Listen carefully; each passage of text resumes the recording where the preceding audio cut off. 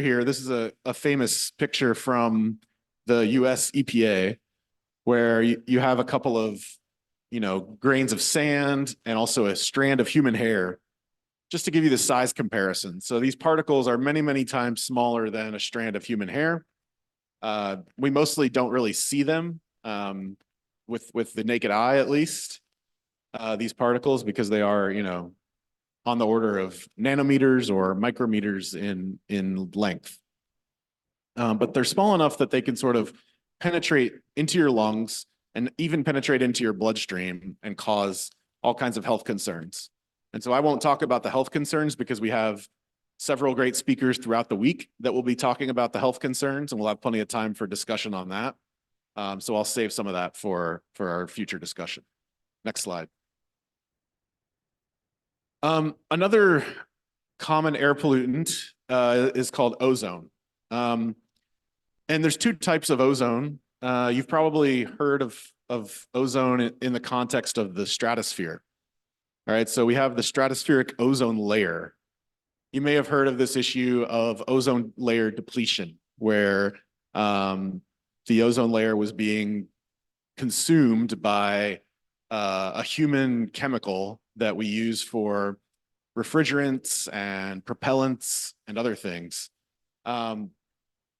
So that's the ozone in the stratosphere, and it's what we would call the good ozone, because it's protects us from UV radiation from the sun.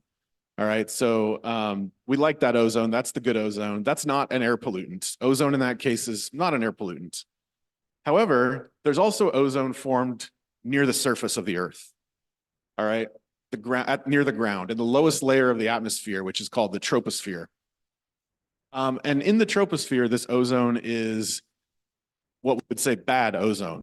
It irritates, it causes lung irritation, it can cause asthma, other respiratory problems, and it can also cause premature mortality, just like with the particles. So kind of two types of ozone to keep in mind, one as an air pollutant and one as something beneficial to humanity. Next slide. All right.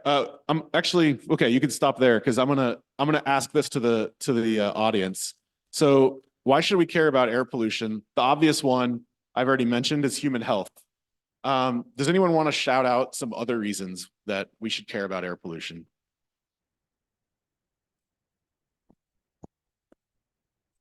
You're getting a microphone here. Yeah. Destruction of structures, built structures. Say it again. Destruction of built structures. Oh, destruction of built structures. Yeah, that's a good one. So deposition of particles on the building, it can sort of, if you have a white building, it can sort of make it brown and dirty looking, for sure. Yeah. Any others? One in the back. Climate change. Climate change, yes, good one. That one's coming up later on the slide here, so. So visibility issues. Say that again. Visibility. Precipitation? Visibility. Visibility, sorry. Having a hard time hearing. Visibility is also a very good one, and yeah, that's on my list too, I think. Any others? Yeah, we got a few. To control greenhouse gases and global warming. Global warming, yeah, greenhouse gases for sure. I think she has one too. Yep. I think that pretty much covers it. So if you can hit the slide forward a few times, you'll probably see yeah, someone mentioned climate change, visibility. We already talked about the others, so all right. Next slide. So yeah, this is just sort of an overview of some of the reasons we should care. So public health, obviously that's the big one.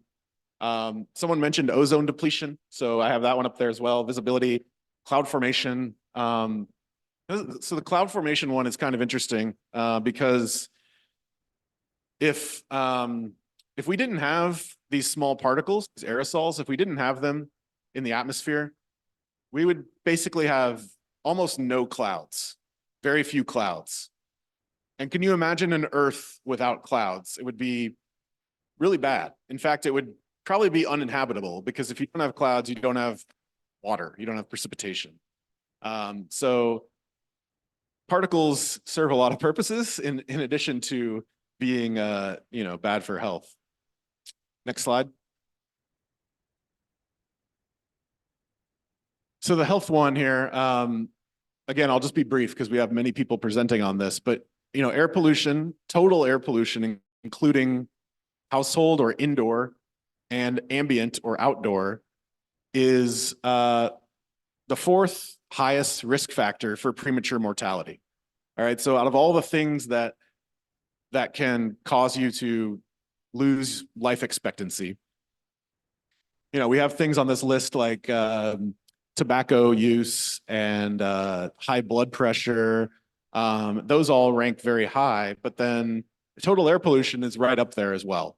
And so this is, if you think about kind of all the causes, we spend a lot of time worrying about, our high blood pressure. We've many campaigns on stopping using tobacco, but we don't really see as much of attention, relatively speaking, towards the air pollution issue, despite it being a very risky activity. Next slide. So I'm not going to talk about all these pollutants. We're going to probably spend most of our time this week talking about particulate matter, PM 2.5. But I do want to briefly mention that there are a number of other air pollutants out there that are typically of interest for regulatory bodies. Carbon monoxide is a great example, ozone, which we've talked about, NO2, SO2. These are all things that are regulated, at least in the US and in several countries, as what we would say criteria pollutants. So that means pollutants that are at high motivation for wanting to reduce their concentrations. Next slide. We have atmospheric aerosols. So what are atmospheric aerosols? They're basically small particles that are suspended in the air, all right? And PM 2.5 is a subset of the atmospheric aerosols, okay? So if atmospheric aerosols present all the particles, no matter what their size is, PM 2.5 is just those 2.5 micron particles. And so atmospheric aerosols have a lot of different types of chemical compositions. So not only can they have different sizes, but they can also have different chemistry. So some can be made of organic compounds, as we mentioned. Some can be made of inorganic compounds like sulfur and nitrogen. Some can be made of earth crustal materials. All right, so all this harmattan dust that we're seeing, that's all, the chemical composition of that is going to be things like iron, silicon, stuff that exists on the Earth's surface, on the Earth's crust. Next slide. And there's kind of a spectrum of different sizes here too, all right? So, the particles that are greater than 1 micron, 1 micrometer, these are called, this would be called PM1, for example. These particles are typically your primary emitted particles. These particles come out as large particles. Dust is a great example. They can be generated mechanically. So dust is generated by a mechanical process. All right. So you have the way that dust gets emitted is you basically have some soil or some sand or some dirt and wind, strong wind gusts will come along and basically kick up some of that dirt or that sand. And then the very smallest particles will stay suspended in the atmosphere. They can float around for a little bit. And some of them can even transport all the way, thousands of kilometers from the very northern tip of Africa, where the Sahara Desert is, all the way down to where we are here. Next slide.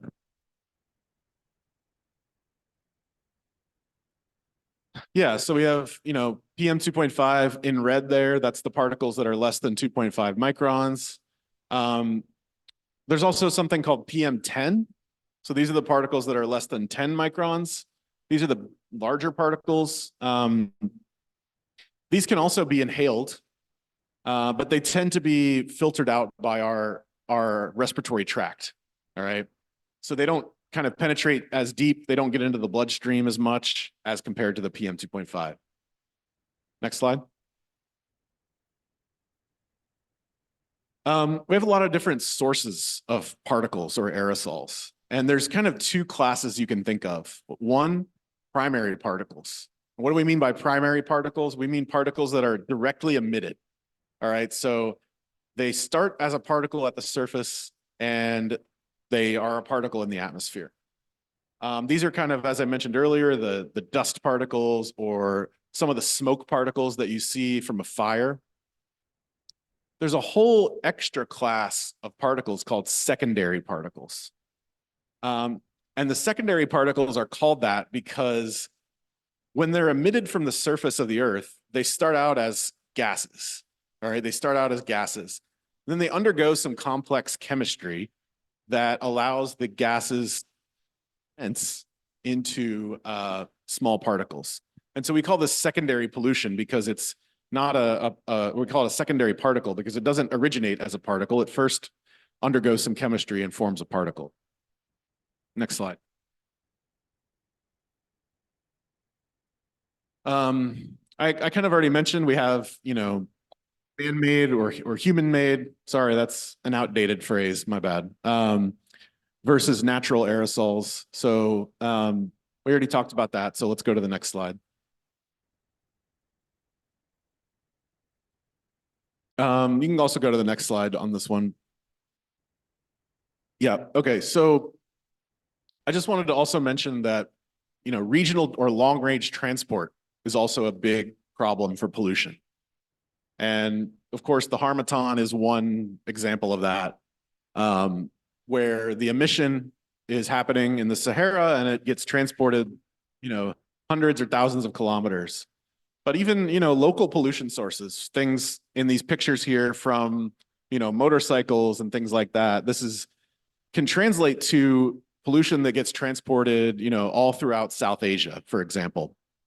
So that middle photo there is, some motorcycles, some vehicles in South, probably India. And you can see how all of that sort of adds up and it can get mixed in, it can lift up high into the atmosphere and get transported across borders, across boundaries. So air pollution doesn't really care about political boundaries. All right, so if we have particles that are emitted in Ghana and they flow in the wind over to Togo, that's a shared problem. So we have to recognize that and remember that dealing with the pollution problem sometimes requires international cooperation and international diplomacy and things like that. Next slide. So one of the best examples that in recent memory for long-range transport of air pollution happened where I'm from in New York City about 6 months ago. And so the top photo here is a picture of New York City, Manhattan, on June 5th, 2023. Right around that time of year, we had a record-setting amount of wildfires in Canada, some 1,000 kilometers away from New York City. All right, so there were fires that were burning, thousands and thousands of acres of land was burning over the Canadian forests, way far away from New York. However, the wind basically brought all that pollution down.